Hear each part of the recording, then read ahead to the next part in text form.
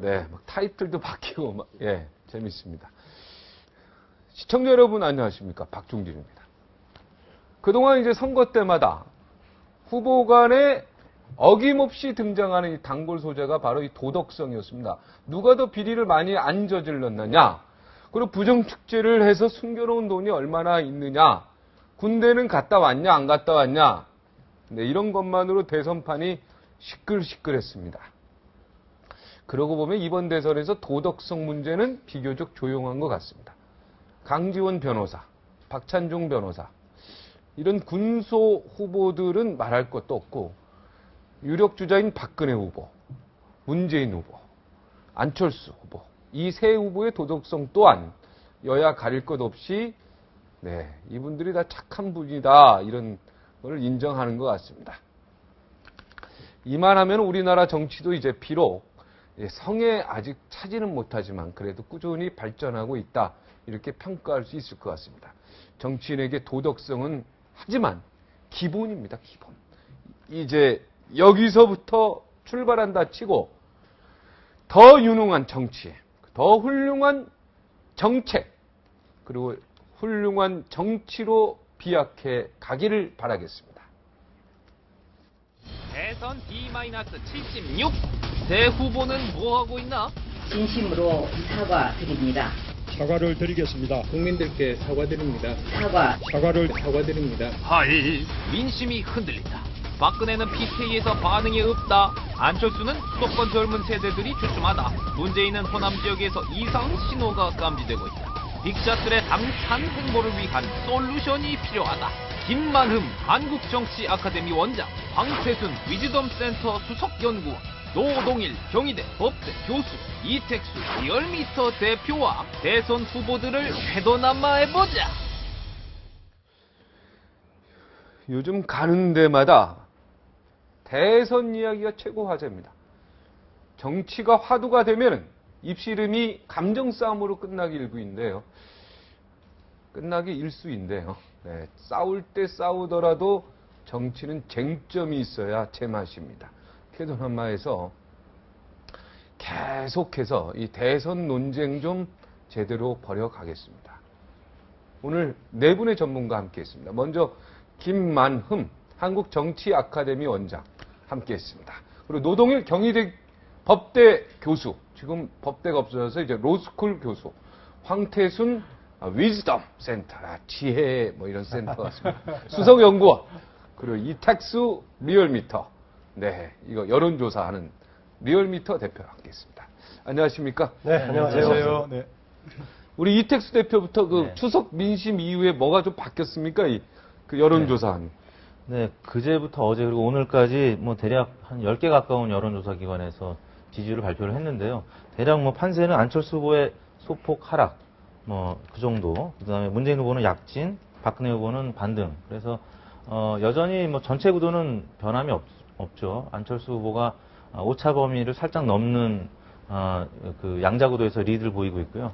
또 다자 구도에서는 박근혜 후보가 지금 여전히 리드를 보이고 있고. 문재인 후보가 아까 반등이라고 했습니까? 문재인 후보는 약진입니다. 이제 약진. 뭐 저희 리얼미터 조사에서 세 부문이죠. 이 다자 구도, 그다음 여야 양자 구도, 야권 단일화 양자 구도 이 세 부문에서 두 부문은 상승을 했고요. 그다음에 한 부문은 하락을 했습니다. 어떻게 보면 2승 1패죠. 박근혜 후보는 양자 다자 뭐 이 세 부문에서 모두 상승을 했기 때문에 3승이라고. 약진하고 반등의 차이는 뭐 그래도 그 저희 조사를 포함해서 다른 조사기관까지 포함했을 때 상승한 부분이 조금 더 많다라는 거죠. 근데 박근혜 그게 후보는 반등이 된 겁니까? 약진했다라고 약진이 이제 보는 조금 거고요. 안철수 후보는 지금 뭐 저희 조사뿐만 아니라 대체로 소폭 하락세입니다. 뭐 지난주 후반부터 그 다운 계약서 논란, 그다음에 논문 표절, 중복 계제 논란이 계속 이어지고 있기 때문에 아마 악재가 계속 이어지고 있죠. 그럼에도 불구하고 하락폭이 크진 않습니다. 그래서 현재 뭐 지지율 추이는 추석 전과 이후가 그다지 큰 차이는 안 보이고 있지만 양자 구도에서 안철수, 박근혜 구도가 좀 좁혀졌다라는 점, 그다음에 문재인, 박근혜는 여전히 박빙이라는 점, 그 정도가 공동된 이 추세 같습니다.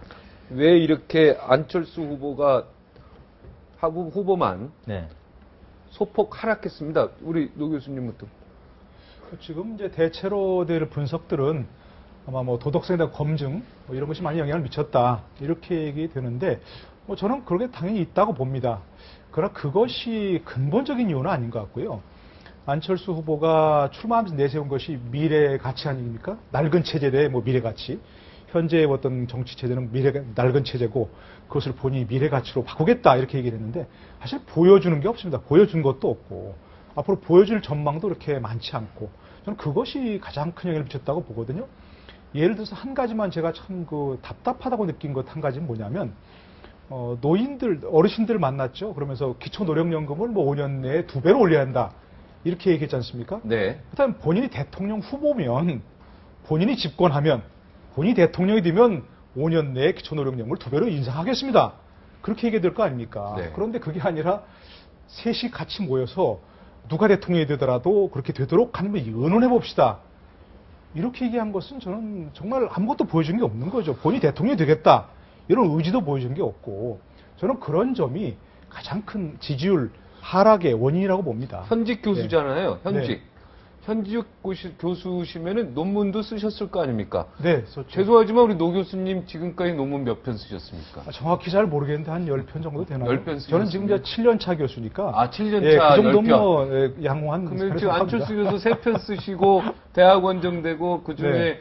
뭐 제2 저서에서 뭐 잘은 모르겠지만 제가 네, 네. 누가 쓴 거 논문 표절해서 이름 좀 고쳐가지고 쓰고 이런 거가 어때 교수 지금 현직 교수로서 네. 논문 표절이라고 판단이 됩니까? 아니면은 이거는 학계에서 누구나 있을 수 있는 관행이다. 네. 이걸 가지고 뭐 공격해서는 안 되는 이야기다. 우리 교수님도 그런 논문이 있다. 뭐 이렇게 네. 한마디 좀 거들려 주시겠습니까? 저는 그런 논문은 없고요. 네, 그런 거. 네. 어쨌든 제가 이제 그 논문을 저도 좀 보고 싶었는데 원문을 네. 보고 싶었는데 그 어렵더라고요 입수가. 그래서 네. 아마 현재 기자들도 제가 보기에는 언론 보도에서 서로 공방만 보도할 게 아니고 기자들이 직접 그거 봐야 됩니다. 그렇지 않겠습니까? 양쪽 논문을 비교하고 내가 확인해 보니까 이건 표절이 아니다. 이렇게 얘기를 하든지 내가 확인해 보니까 이건 표절에 가깝다. 이렇게 보도를 해줘야 이게 저널리즘에 가까운 건데 그냥 저널리즘이 아니고 언론사 그냥 양쪽 공방만 보도를 하고 있어요. 저는 제가 그 논문을 정확히 보질 않았기 때문에 표절인지 아닌지 정확히 판단하기 어렵습니다. 그러나 제가 한 가지 얘기하고 싶은 것은 안철수 후보 측에서 그에 대한 대처 방법이 저는 굉장히 문제가 있다고 생각을 하거든요. 네. 예를 들어서 정확히 아까 얘기하신 대로 원래 논문이 있었는데 원래 논문 논문이 있었는데 그걸 다시 재탕했다. 다시 다른 데다가 그걸 전제했다. 그렇죠. 이렇게 얘기했는데 그에 대한 대답을 한 것이 아니고 특히 안철수 후보가 그에 대한 정확한 대답을 하는 것이 아니고 그걸 물어보니까 그냥 허허허 웃고 넘어가고 그럼 우리 아직 그렇게 통합을 위해서 그런 거 하지 말자 그랬잖아요. 이렇게 넘어가는 것은 전 올바른 대처 방법이 아니다는 겁니다. 물론 본인이 그에 대해서 좀 네거티브로 느낄 수도 있습니다. 그러나 대통령 후보로 출마했으니까 그에 대해서 정확하게 대답하는 것이 의무입니다. 네. 표절했다 아니다 라고 해야 되는데 본인은 그에 대해 전혀 얘기하지 않았습니다. 그 측근들이라고 하는 후보 측에서만 얘기했을 뿐이지 후보는 대답을 하지 않았거든요. 저는 그에 대해서 아무리 본인이 기분 나쁘거나 그에 대해서 뭐 좀 네거티브를 느끼더라도 정확하게 대답할 의무가 있는데 대답하지 않은 것은 저는 문제가 있다고 생각합니다. 네. 이야기를 하다 보면 취재 항상 관련 지금 두 개가 한꺼번에 넘어갔는데요. 지금 표절 취재, 관련 취재 기자들이 다 잘못하는 것 같아요. 항상 이렇게 이야기를 하다 보면 기자들이 이게 취재를 똑바로 해야 되는데. 근데 그죠? 특히 표절 관련이든 무슨 검증이든 간에 상대 후보 진영에서 주장하는 방식하고 언론에서 주장하는 방식은 좀 달라야 될 겁니다. 네. 상대 후보 진영은 상대가 문제 있다고 주장하는 그것만 지적해도 좀 주장이 가능한데 언론의 경우에는 상대방에 대해서 상대방이 어떻게 변명하는가, 상대방이 어떻게 해석하는가 이것도 같이 반영하면서 보도하는 게 맞다고 봐지고요. 그거 당연하죠. 그거 예. 그런데 하는데 지난번 논란이 됐던 교수님- MBC 관련의 경우에는 이쪽 안철수 후보 쪽하고는 전혀 연락이 안 된 채로, 제대로 안 된 채 보도가 돼가지고 일방적으로 됐고요. 지금 논란이 되고 있는 것도 한 3개가 중복되어 있는 것 같은데, 하나는 무슨 뭐 볼츠만 공식 어쩌고 해가지고 인용 출처 표시 안 했다라는 것은 좀 그건 얘기가 안 되는 것 같은데요. 네. 다음에 하나는 또 연구 조원으로 참여했던, 저는 논문 10편이 아니라 한 200편쯤 쓴 사람인데요. 아, 그렇습니까? 그렇습니다. 200편. 예. 네. 그런데 지금 이해되십니까? 그러면 지금 뭐. 연구 조언은 쓰는 경우 프로젝트에 쓸 경우에 쓰는 것인데요. 연구에는 연구자가 안 하는 쓰죠. 조언에는 보통 안 쓰는 경우니까 네. 그것은 좀 논의의 대상이 아닌 것 같고 네. 다른 부분은 지금 학인 논문을 딴 데 게재했던 이거 논의가 되고 있는 것 같은데 학인 논문은 되게 단행본 책으로 내기도 하고 딴 데 게재하기도 합니다. 이것은 네. 이제 전문 분야가 좀 따져볼 것 같고요. 그 전에 먼저 나왔던 추석 민심 관련해서 말씀드리자면요. 하나 조금 아까 그 상당히 요동친 것처럼 이런저런 언론에서 보도가 되고 있는데 저는 여론이 출렁거린 것보다는 여론 조사가 출렁거린 경향이 강하다라고 봐집니다. 아, 여러 조사기관이 출렁거리고. 예, 그런 것 같습니다. 여론에 조금 변화도 나타났었지만은 같은 날짜에 같은 샘플링, 1000샘플링에 조사한 거 얼마나 차이가 많이 납니까? 그래서 제가 보기에는 여론의 변화도 있었지만은 여론 조사에 출렁거림이 더 크지 않았었는가라는 거고요. 그걸 종합해서 저는 해석했을 때 아까 이택수 대표가 얘기하는 대개 흐름이 맞다고 보는데 그중에 하나 주목했던 게 안철수 후보의 조금 하락 얘기를 했었는데 그 전에 그 되게 좀 높게 나오는 경우에는 안철수 후보가 추석 직전에 50%를 넘는 지지율도 나왔었죠. 네. 50%는 왜 중요하냐면은 50%를 넘으면은 상대 후보가 어떤 지지율이 나오든 상관없이 우위에 서는 거 아니겠습니까? 무조건 당선. 그렇죠. 지금 특히 조금 높게 나오는 조사에 하나도 지금 이택수 대표가 있는 리얼매트에서 나온 건데 거기서도 네. 50%가 넘게 나왔었고 이번에도 미세하게 좀 떨어진 그런 거였습니다. 그래서 떨어진 데는 검증 관련 논란 속에서 영향을 미친 바도 있지만은 50% 정도가 나오면은 어지간한 체력이 아니면은 그대로 계속하기 어렵죠. 별 변수가 없어도 일정하게 좀 내려갔다 올라갔다 할 수밖에 없다. 저는 그렇게 봅니다. 아, 안철수 후보가 50m, 50m, 50%? 네, 올라가서 뭐 조금 내려가는 거는. 예, 예. 알겠습니다. 보면 사실은 8월 20일이죠. 8월 20일 박근혜 후보가 새누리당 대통령 후보로 선출되고 그 다음에 처음에 조금 상승하는 기류를 타다가 역사관 논란에 빠지면서 이제 정말 최악의 상태로 빠지고 또 9월 16일 이제 문재인 후보가 대통령 후보가 되고 또 9월 19일 안철수 후보가 대선 출마 선언을 하게 됩니다. 그러니까 당연히 뒤에 문재인, 안철수 두 사람은 컨벤션 이펙트를 갖다 누릴 수밖에 없는 뭐 그런 상황에서 추석을 그냥 통과했으면은 아마 안철수 후보의 지지율은 계속 상승하는 그런 기미를 보였을 텐데 아까 말씀하셨던 대로 바로 추석 연휴 시작되기 이틀 전부터 다운 계약서 문제가 터지면서 또 거기서 추석 중간에 연휴 중간에 나왔던 것이 논문 이중 게재 네. 또 나중에 박사학위 논문 표절 문제 이런 의혹들이 나오면서 컨벤션 이펙트를 누릴 뭐 어떻게 보면 충분한 기회를 누리지 못한 상태에서 안철수 후보는 아까 우리 이택수 대표는 정확히 지적해 주셨습니다만은 정점을 찍고 이제 하락세. 네. 그 다음에 박근혜 후보는 9월 24일 그러니까 추석 시작된 그 주중이죠. 그 중에 과거사에 대한 이제 사과, 네. 5.16과 유신과 인혁당 문제에 대한 사과를 함으로써 어쨌든 바닥을 치고 반등의 계기를 마련했다. 그에 반해서 보면은 9월 16일 날 대통령 후보로 선출된 문재인 후보 같은 경우 그전에는 사실 굉장히 떨어졌었어요. 왜냐니까 그때까지만 해도 아직까지 뭐 여러 후보들이 있었으니까 당내에서. 근데 단일 후보가 된 다음부터는 그래도 아주 꾸준하게 상승세를 유지하는 가운데 마침 안철수 후보가 뒤늦게 바로 3일 뒤에 대통령 후보 선언을 함으로써 네. 앞을 가로막을 그런 여지가 있었는데 이게 또 안철수 후보가 다운 계약서 이런 검증에 덫에 걸리면서 문재인 후보는 자연스럽게 좀 상승 기류를 타는. 하여튼 안철수 원장이 좀 고생했죠. 지난주. 고생했고 아까 그저 보면 우리 노동일 교수님 그 이제 뭐 검증 네. 이제 논문? 네. 이야기를 하셨는데 최근에 한 가지 재밌는 거는 사실은 노동일 교수님 그저 의학 그러더라고요. 보니까 안철수 측에서는 의대는 좀 일반 사회과학이나 법학은 다르다. 좀 다르다. 반응이 뭐 좀 다르다. 뭐 이래 얘기하고 또 뭐 하도 전문적인 분야라 잘 모르겠는데 한 가지 재밌는 건 예전에 2005년이죠. 그 황우석 박사. 네. 그 당시 그 나왔을 때 이것이 정말인가 거짓인가 브릭이라고 있습니다. 브릭이라고 바이올로지컬 뭐 네. 리서치 그분도 꼭 의대 교수라고는 할 수가 없죠. 아니 네. 그게 아니라 브릭이라고 수의학 포스텍이라고 그러죠. 우리 네네. 포항공대. 거기에 네. 보면은 젊은 학자들이 인터넷에서 자기들 토론하는 벌이는 토론장이 있어요. 이게 브릭이에요. 네네. 그 브릭에서 지금 아주 보니까 이 소장파 학자들이 바이올로지컬 그러니까 붙었죠, 지금. 네, 공방이 오가고 있죠. 공방이 오가다 보니까 이런 것도 보면 어쨌든 안철수 후보 지금 이야기하는 그런 부분들에 대해서 지금 안철수 후보가 내세우는 근거로 내세우는 게 마침 보니까 예전에 같이 이제 뭐 논문을 써 일 저자였다는 뭐 그 네. 교수님이나 뭐 또 서울대 의대 교수님 이 두 분 정도를 지금 어떻게 보면 옹호하는 사람으로 내세우고 있는데 불익의 젊은 소장파 학자들이 황우석 박사의 그 연구 문제를 갖다 집중 그때 해부했던 네. 그 젊은 소장파 학자들이 지금 본격적으로 논전을 벌이고 있으니까 조금 지켜보면은 그 논조가 어떻게 안철수 후보한테 좀 불리한 것 아닙니다. 같던데요? 유리합니까? 지금 정확히 반반입니다. 아, 반반 5대5. 예. 아까 그 저도 대응 방식에서 잠깐 봤었는데, 예. 대응 방식 하하하고 지나가는 것이 조금 국민들한테 예의가 아니었지 않느냐. 이런 얘기 관련해서는 저는 좀 이런 쪽으로 이해를 했어요. 어떤 경우에는 명쾌하게 해명을 해야 될 경우는 정면에 해명해 주지만은 본인이 아니라고 얘기하는 걸 자꾸 물고 늘어지면 거기에 말려 들어가니까 아닌 부분은 그대로 지나가고 해명을 해야 될 부분 해명해야 되는 이런 방식에서 나왔는데 그게 좀 설득력이 부족했나는 모르겠습니다.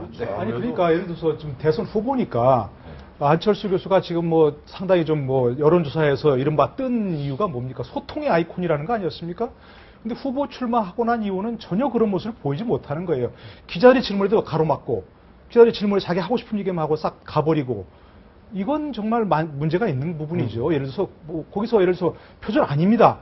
라고 해야 되는 거 아니겠습니까? 100번이라도 그 예. 얘기를 해야 되는 게 그렇죠. 맞습니다. 그러니까 노동일 교수님 말씀대로 예를 들어서 우리가 국무총리 후보자나 다음에 이런 장관 후보자들이 청문회 서면은 같은 얘기 10번, 100번 듣습니다.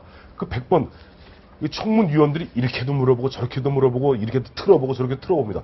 아마 청문 당하는 그 후보자 입장에서 아마 억장이 막힐 거예요. 억장이 막히더라도 자기가 그런 공직 후보로 나선 마당에는 국민들을 그러니까 국회의원은 그 보면 국민을 대표해서 묻는 거거든요. 마치 지금 대통령 후보인 안철수 후보에게 기자들이 국민을 대표해서 묻듯이 그렇다면 100번을 물어봐도 100번을 대답해야 되는 것이 맞는 것이지 마치 뭐 진짜 깃털같이 가볍게 뭐 하하하 웃고만은 이것은 정말 국민에 대한 예의가 아니라고 캠프도 안철수 뭐 본인이 아마 들었으면 반응이 어떻게 나올지 좀 또 봐야겠습니다. 네.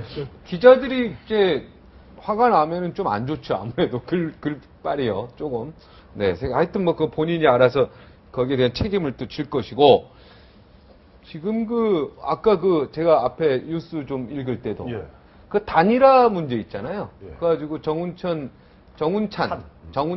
총리가 네. 전 총리가 전 총리. 단일화해서는 안 된다. 예. 네? 그거는 국민의 그 여망에 부응하는 게 아니다. 예. 이런 얘기를 했단 말이에요. 예. 그리고 얼마 전에 이호 여사를 방문했잖아요. 며칠 김대중 전에. 예, 예. 대통령, 예, 예. 이호 여사. 이호 여사를 방문했는데 이호 여사가 단일화를 주문했잖아요. 했죠. 그런데 거기에 대한 예스, 노를 얘기를 안 했단 말이에요. 예. 그래서 그게 사실 화두가 나서, 이러면 혹시 안철수 후보가 단일화에 별로 관심이 없는 게 아니냐. 근데 조건을 두 개 걸었죠. 민주당이 정치개혁을 하고 그것이 국민의 동의 받았을 때 가능한.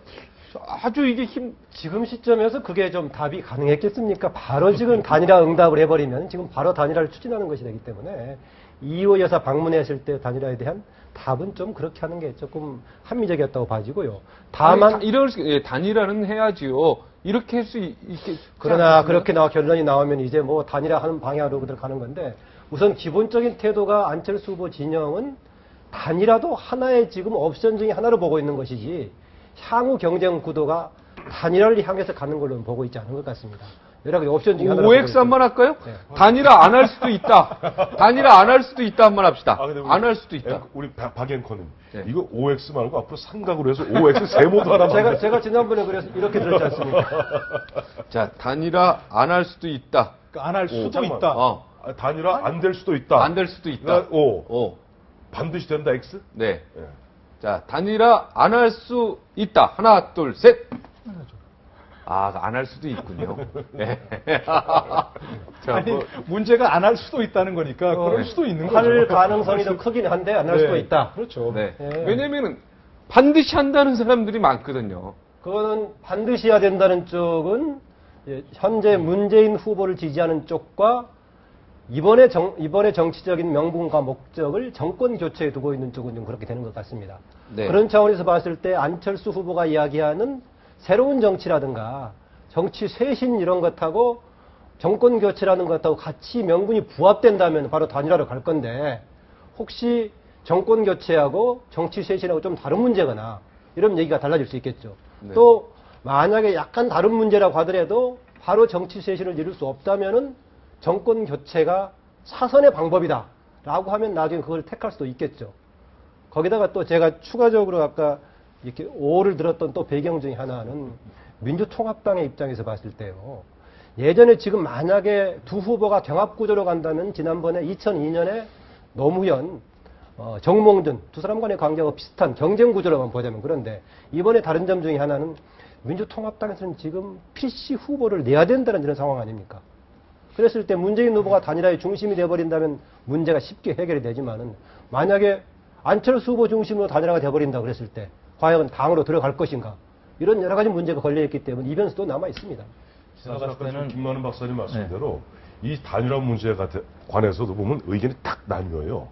보면은 아무래도 조금 새누리당 쪽에 관심을 두고 있는 이런 측에서는 보면은 3자 결국 단일화 안 될 수도 있는 거 아니냐, 또 내지는 3자 안철수 후보가 끝까지 혼자 독주하는 게 좋지 않느냐 하는 얘기하는 반면에 민주통합당이나 문재인 후보한테 좀 기울어 있는 이런 여론층에서는 반드시 후보 단일화 되어야 된다. 어제 며칠 전에 뭐 안철수 후보가 그건 아니신 것 같은데 박찬종 변호사가 제가 새누리당에 제가 그 말씀을- 기울인 건 아니잖아요. 그 얘기 또 말씀도 네, 드릴게요. 정운찬 총리도 새누리당에 기울인 건 아니죠. 정운찬 전 총리나 박찬종 네. 전 대표, 그 다음에 또 한 분이시죠. 이인재. 네. 이 세 분은 공이 제3지대론을 얘기하고 있습니다. 네. 그건 또 다른 그렇죠. 그분들이 다 의미가 있는 분들. 그분들은 또 보면 제3지대에서 자기들의 어떤 정치적인 어떤 활동의 어떤 공간을 찾으려는 이런 분들이기 때문에 그건 또 변론입니다. 근데 지금 보면은 아까도 말씀하셨지만은 안철수 후보 단일화 조건 내걸었죠. 정치권이라고 그랬습니다. 그러니까 민주통합당이 아니라 정치권의 그 점이 중요합니다. 예, 정치권의 당의 쇄신이 아니라 그냥 정치권의 혁신을 정치권의 얘기했죠. 변화와 혁신, 변혁이에요. 네. 그다음에 국민들의 기성 정치권에 그러니까 정치권 전체를 얘기하는 거예요. 그러면서 그 변화와 혁신, 그다음에 국민들의 그에 대한 동의가 있으면은 검토할 수 있다 그랬는데 한 가지 보니까 지금 민주통합당이 오늘 담쟁이 선대위 발족하지 않았습니까? 선거대책위를 발족하면서도 보니까 7인회라는 걸 또 발족을 했어요.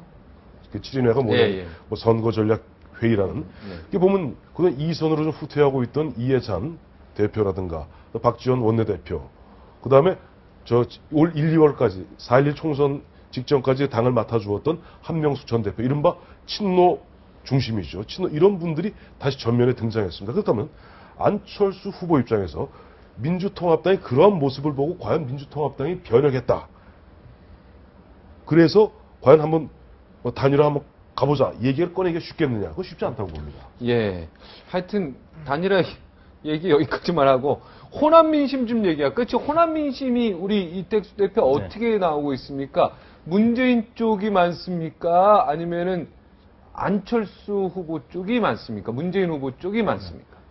지금 상황은 좀 팽팽한 상황입니다. 두 분이서 팽팽합니까? 예, 엎치락뒤치락 하고 있는데요. 지난주 수요일 전까지는 안철수 후보가 야권 단일화 이제 양자구도에서 문재인 후보를 앞서고 있었고요. 근데 네. 지난 수요일부터 문재인 후보가 전남 광주부터 시작해서 전북까지 지난주 말까지는 다시 앞서기 시작했습니다. 문재인 후보가 다시 이기기 시작했습니까? 그러다가 저기는 어디 조사인지 안철수 후보가 이기는 걸로 나왔네요. 그러다가 이 안철수 원장이 이제 호남 껴안기 다시 전략을 내세웠어요. 그래서 2호 여사 만나고 또 전국 순회에 있어서 가장 첫 번째 장소를 이제 호남으로 잡았죠. 그리고 또 그 부인이 이제 여수 출신이고 그래서 호남의 사위 뭐 등등 여러 가지 호남 껴안기 전략을 내세우면서 다시 이제 이번 주 초반부터 호남에서 문재인 후보를 앞서고 있거든요. 그러니까 지난 그 일주일 전하고 또 양상이 많이 달라졌습니다. 그래서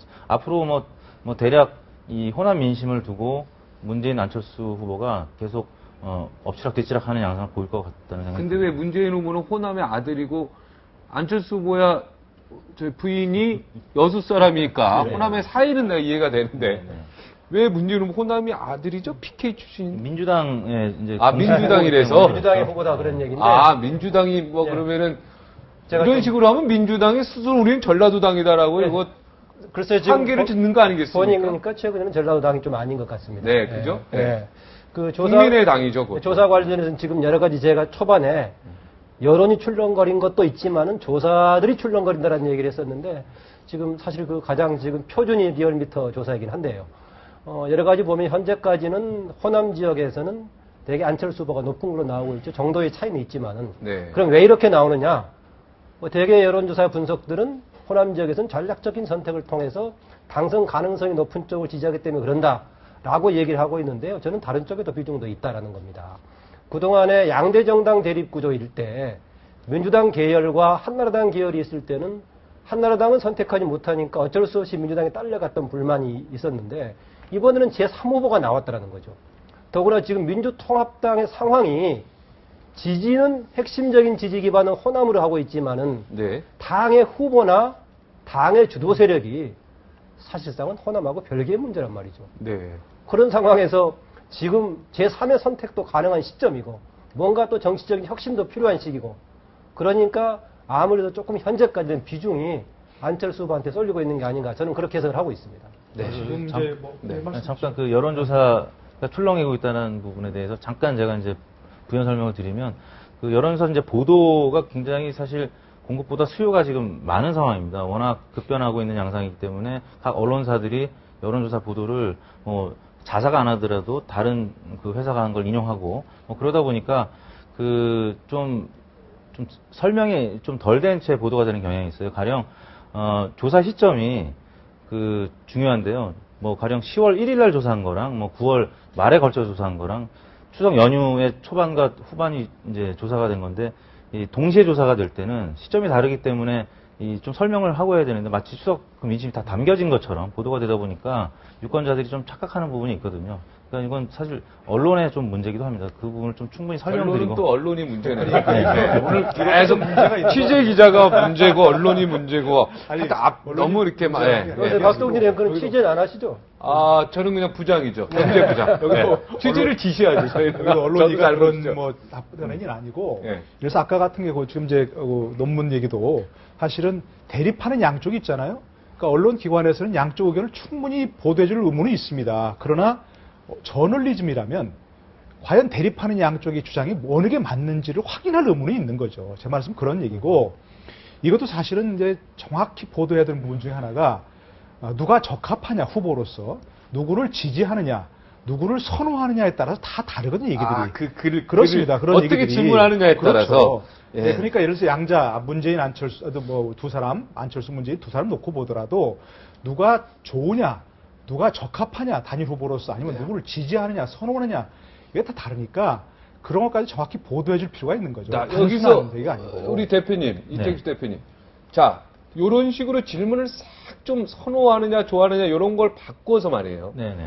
얼마든지 조작이 가능하겠네요, 여론조사가. 사실 2007년도 대선 한나라당 경선 때 이명박 후보, 박근혜 후보가 이 문제 갖고 사실 많이 충돌했었죠. 네. 이명박 후보는 당시에 선호도 질문에서 지지율이 높았고요. 박근혜 후보는 적합도에서 지지율이 높았습니다. 근데 뭐 그런 분위기로 본다면 지금 만약에 여론조사를 한다면 안철수 후보 같은 경우는 선호도가 좀 높을 가능성이 있고요. 적합도 면에서 이제 가령 국정 수행을 잘할 것 같은 후보라고 질문을 하면 박근혜 후보가 좀 높게 나타나거든요.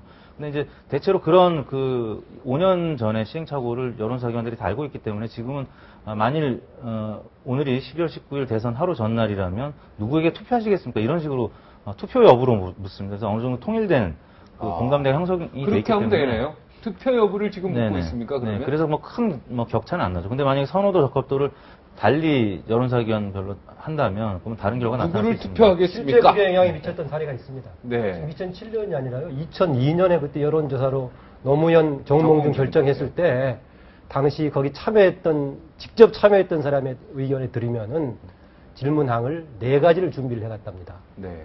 하나, 제일 자기 진영에 유리한 것부터 해가지고. 그리고 첫 번째 가장 유리한 걸 내밀었는데 저쪽에서 받아버려가지고 네. 그렇게 됐다. 그래서 노무현 후보가 뭐 이겼다. 하여튼 뭐 당사자한테 제가 들었습니다. 아, 그래서 상대방이 여론 전문가가 게임에 임했던 상대방이 조금 잘못했던 것이죠. 당시. 그런 얘기 들었습니다. 네. 일단. 2007년도 이제 경선 때 이제 박근혜 후보 같은 경우는 누구를 뽑는 것이 좋겠다고 이제 물어보기를 원했고 이명박 후보 진영에서는 누구를 더 선호하십니까 이렇게 물어보기를 원했는데 그 결국 박관용 당시 선거 이제 관리위원장이 누구를 뽑는 것이 더 좋다고 생각하십니까? 이걸 두 개를 절충해서 문항을 만들었었어요. 예, 그랬던 이제 적이 누구를 있었구나. 뽑는 것이 더 좋다고 좋다고 생각. 그러니까 두 가지를 다 이제 묶어놓은 거죠. 근데 뭐 최근 들어서 아까 말씀드린 누구에게 투표하시겠습니까? 그걸로 통일돼 예, 있습니다. 거의 이제 공감대가 형성되고 그러면 뭐 문제가 그거 이제 가지고 호남적- 조작은 안 되겠죠. 예. 그러니까 호남적 표심이 이제 중요하다 이런 말씀인데, 이제 뭐 김 원장이 말씀에 동의를 하지만 사실은 이제 호남 지역이 왜 관망을 하고 있느냐, 아직 현재 입장에서 민주당이라는 정통 야당, 호남을 기반으로 한 야당의 후보가 뽑혔는데도 불구하고 아직 전폭적인 지지를 보내지 않고 있는 부분은 사실은 말씀 뭐 다 아시겠지만 역시 친노 어떤 그 정권에 대한 트라우마가 아직 가시지 않고 있는 부분이죠. 문재인 후보가 사과를 하긴 했지만 그 사과하지 않으면 안 될 정도로 호남 민심이 좀 그 험악하다는 얘기입니다. 이 과거 노무현 정부에 대해서. 노무현 대통령이 워낙 솔직하게 했지 않습니까? 뭐 호남 사람이 날 좋아 찍었느냐 하는 쪽으로. 그게 기억이 아직 남아있는 부분이 있고요. 또 한 가지는 지난 총선에서 기억이 새롭습니다, 사실은. 총선에서 민주당은 뭐 물갈이 할 데가 별로 없으니까 호남 지역 후보들만 다 바꿨거든요. 새로 그 현역들을 다 바꿨는데 그런 점에서 봤을 때는 이른바 역시 정말 그 친노 세력이 호남 사람들 다 죽인다. 이런 식의 기억들이 아직 남아있기 때문에 그런 점이 봤을 때는 사실 아직 관망하고 있다. 어떻게 민주당 후보가 나올지에 대해서 그렇게 좀 봐야 지금 되겠죠. 그 이왕 나온 김에 최근에 문재인 후보 캠프의 친노, 그러니까 노무현 정부 때 그 뭐랍니까 청와대 수석 뭐 전해철 민정수석이나 뭐 이호철 국정기획 비서관이나 비서관들이. 양정철 공보기획비서 이런 분들이 다 들어갔잖아요. 신문 보셨죠, 전부? 거기에 대해서 어떻게 생각합니까? 그거 좀 얘기 좀 해주세요. 거기에 대해서. 보면 마침 오늘 문재인 후보 보니까 선대위 캠프에 발족하면서 막, 예, 보면 친노계들 우선 싹 들어간 거죠. 공동위원장을 10명을 정했어요. 네. 근데 그 10명에는 이른바 친노 인사가 없습니다. 10명이나 없습니다. 없어요. 근데 문제는 핵심적으로 일할 사람들이 보면 바로 문재인 후보가 대통령 민정수석, 대통령 실장할 때 그 밑에 비서관, 선임행정관, 행정관 했던 사람들, 또 마침 이해찬 현 당 대표가 당시 국무총리 할 때 그 밑에서 일했던 사람들, 이런 사람들이 실제 이번 선거를 좌지우지하는 핵심 요직에 다 포진했습니다. 하다 보니까 비노 진영에서는 볼멘소리 나오는 거예요. 말로만 장식품으로 뭐 보면 용광로 선대위다 얘기해놓고 실제 그 내용이 있어 알짜배기는 자기들이 다 틀어주고 있는 것 아니냐. 그렇다면 이게 문재인 비서실이냐 노무현 비서실이냐. 또 잠깐 우리가 생각을 이렇게 조금 과거로 돌아가 보면 얼마 전에 한참 경선이 치열했을 때 당시 손학규 후보가 경선 후보가 문재인 후보를 향해서 질타한 얘기가 있습니다. 이번 대선에서 박근혜 대 노무현 그런 프레임으로 가면 반드시 진다. 그래서 노무현 프레임을 벗어나지 않으면 안 된다는 얘기를 손학규 당시 경선 후보가 했었어요. 근데 마침 보니까 문재인 후보가 자기도 모르게 처음에는 뭐 용광로, 그 다음에 또 보면은 캠프도 뭐 미래 캠프, 시민 캠프 여러 가지 좀 다양하게 좀 이렇게 좀 범개파적 용광로 선대를 꾸미는 듯 했습니다만은 그 실제 속내에 있어서는 그야말로 친노 일색으로 아니, 하다 그러니까, 보니까 예, 그래서 결국 비판하시는 거예요? 아니면은 지금 비판하는 거죠. 비판하는 거죠? 네. 관련해서 오늘 그 공동 선대위원장을 발표했지 않습니까? 네, 10명. 10명을 네, 얘기했는데 일반적으로 보면은 선대위원장 핵 아닙니까? 네. 핵인데 그렇게 10명을 발표를 해놓고 우리가 보기에 조금 비중이 큰 사람보다는 중진급 스타일을 해놓다 보니까 긍정적으로 보자면은 좀 수평적인 네트워크를 중시했다거나 아니면은 흔히 그 문재인 캠프에서 담쟁이 스타일, 서로 협동해서 가는 그런 스타일로 긍정적으로 볼 수도 있겠는데 핵이 10개나 되면 핵이 아니죠. 바로 제가 네. 그런 말입니다. 네. 그러다 핵이 10개가 보니까 되면 오히려 핵이 아니죠. 그 기능이 오히려 약화되는 성격이 있다면은 조금 전에 황태순 의원이 얘기하신 오히려 주변의 실무진들이 수행하는 실무진들이 힘을 발휘한다. 그러면 이번에 발표된 비서실 또 수행팀들 대부분이 지난번 노무현 정부 때 비서실에 있던 사람들이 있다 보니까 사람들이 보기에도 친노 정권의 이미지가 친노 후보의 이미지가 조금 더 강화될 수밖에 없을 건데 그럼 왜 그렇게 했느냐 알면서도 제가 뭐 두 가지를 해석하고 싶습니다. 하나는 내부의 인적 구조 자체가 지금 불가피하게 그렇게밖에 안 돼 있다. 그것이던가 아니면은 상황에 대한 필요성과 심각성을 문재인 후보가 그만큼 못 느끼고 있다. 둘 중에 하나 중에 어느 쪽인지는 모르겠습니다. 저는 후자 같은데요. 지금 상황을 상황의 예. 심각성을 왜냐하니까 문재인 후보가 전혀 못 느끼고 있다. 지금 보면 명색이 위원장이라는 게 제일 높은 자리 아닙니까? 네네. 10명으로 정해놓고 그 후에 아까 말씀드렸던 뭐 7인 회의라는 그런 또 회의를 갖다 하나 더 네. 많이 만들어 놓고 실제 보면은 모든 일을 추슬르는 것은 그 친노 일색 청와대 비서관들 옛날 본인이 실장 때 비서관 수석들. 그래서 사실은 문재인 후보가 이번 대선에서 승리하기 위해서는 흔히 처음부터 얘기했었죠. 비욘드 노무현, 노무현을 극복하고 노무현을 넘어야 된다. 네. 근데 요즘 문재인 후보가 하는 것은 노무현 어게인입니다. 노무현 오케이. 예, 그래갖고는 그 보면 아까 말씀드린 대로 손학규 당시 경선 후보가 걱정했던 뭐 그런 일들이 혹시 재현될 가능성이 있다. 손학규 후보 같은 분을 사실은 선대위원장으로 딱 그분이 지금 7인 회의에 들어가 있어요. 7인 회의에 들어가 있어요. 근데 이따 또 얘기 나오겠습니다만 민주당이든 새누리당이든 거대한 선대위를 구성하고 뭐 이름 알만한 사람 다 해놓지만 그 사람은 사실 별 하는 일이 없어요. 그냥 상징적으로 우리도 저런 사람이 있다.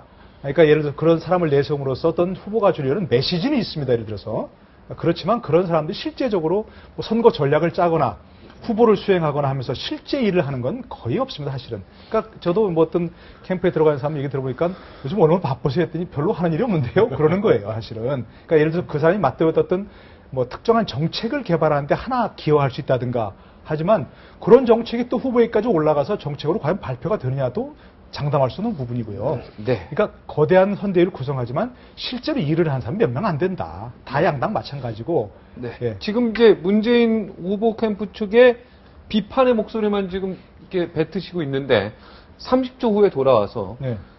문재인 후보가 성공하기 위한 어떤 전략을 써야 되는지 잠시 생각하셨다가 그거 한마디 하고 박근혜 후보 캠프에 대한 이야기로 넘어가도록 하겠습니다.